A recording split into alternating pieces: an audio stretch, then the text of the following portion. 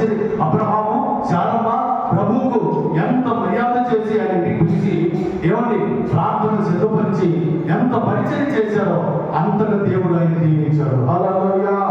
ఆయన కొరతను దేవుడు తీర్చాడు, శాపమును తొలగించాడు, దీవెన కలుగు చేశాడు. 99 ఏళ్లలో దేవుడి సంతానం ఫలాన్ని దేవుడు వారికి ఇచ్చాడు.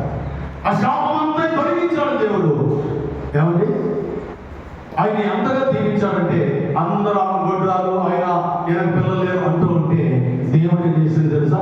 99 ఏళ్లలో అబ్రహామును దర్శించి శారమ్మను దర్శించి వారు చేసిన పరిచర్యను బట్టి వారి ఇంట్లో జరిగిన ప్రార్థనను బట్టి దేవుడికి దైవజనులకు అబ్రహాము శారమ్మ ఇచ్చిన ఆధిక్యతను బట్టి దేవుడు ఎవరిని వారికి సంతాన ఫలమునిచ్చి అంటే వారి వంశమును వారి వంశాంతరమును అభివృద్ధి చేసి సాక్షిగా నిలబెట్టాడు. Praise the lord. హల్లెలూయా. మూడవది అబ్రహాముకు లేదా శారమ్మకు ఉన్న గుణలక్షణం ఏంటి తెలుసా? వారికి దేవుడిచ్చే రాబడి అంతటిలో దేవునికి ఇవ్వవలసిన దశమ భాగం 10వ వంతు ప్రతిష్టార్పణ ప్రథమ ఫలాలు ఏమండి ఇవన్నీ కూడా దేవుడికి అబ్రహాము లేదా వారి సతీమణైన శారమ్మ క్రమంగా దేవుడికి ఇస్తారు. దేవుడికి స్తోత్రం కలుగును గాక.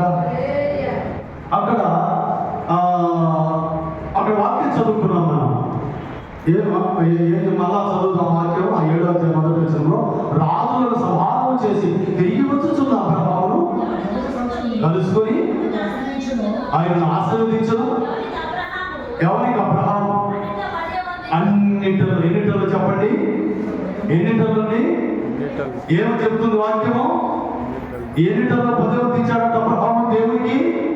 అంటే దేవుడు అనుకునేవాడా? దేవుడు అనలేనివాడా? దేవుడు ఐశ్వర్యం లేనివాడా? ఏమండి దేవుడికి ఏమన్నా కొరత ఉన్నాయా? దేవుడికి ఏమన్నా కొరత ఉన్నాయా? చెప్పండి. ఆయనకి ఏమన్నా కొరత ఉంటాయా? మరి ఆయనకేం కొరత ఉన్నాయండి? మరి ఆయన మానవుడి నుంచి ఎన్ని ఎందుకు అడుగుతున్నాడు?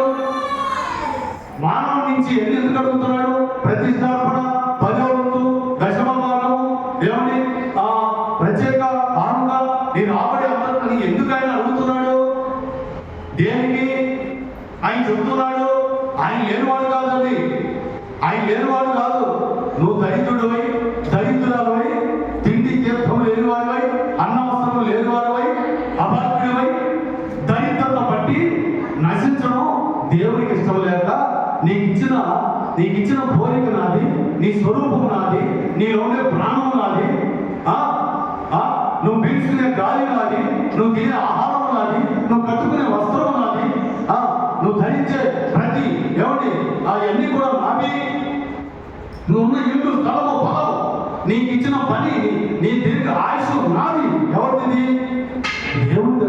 ఇవన్నీ నేను ఇచ్చినవే.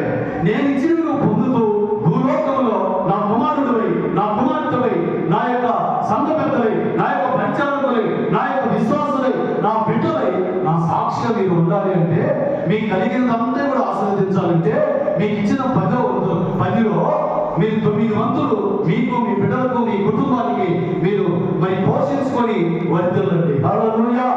మీకు ఇచ్చిన 10 వంతులలో నేను మిమ్మల్ని దీవించాలంటే ఆశీర్వదించాలంటే ఆ 10కి కాస్త 30 తల కావాలంటే 60 తల కావాలంటే 100 తల కావాలంటే ఆ 10లో ఒక భాగం నా సన్నిధి నిమిత్తమై నా దైవజనులు చేస్తున్న సేవ నిమిత్తమై నా యొక్క సేవ భూలోకంలో జరగాలి అంటే నా బిడ్డలైన మీ ద్వారా అనేది జరగాలి అని దేవుడు ఆలోచన చేసి దేవుడిచ్చిన దానిలో నుంచే అన్ని ఆయనైనప్పటికీ అంత ఆయనైనప్పటికీ ఆయన ఇచ్చిన దాన్ని పొందుతున్న మనము నశించి దరిద్రులం కాకుండా అంతకంతకు అభివృద్ధి చెందాలని ఈ యొక్క 10వ వంతు అనే క్రమాన్ని ఈ యొక్క ధర్మశాస్త్రంలో ఈ యొక్క బైబిల్ గ్రంథంలో ఏమని ఈ ప్రపంచం అంతా కూడా ఎవరు ప్రభు బిడ్డలు దరిద్రులుగా ఉండేదానికి దేవునికి ఇష్టం లేదు.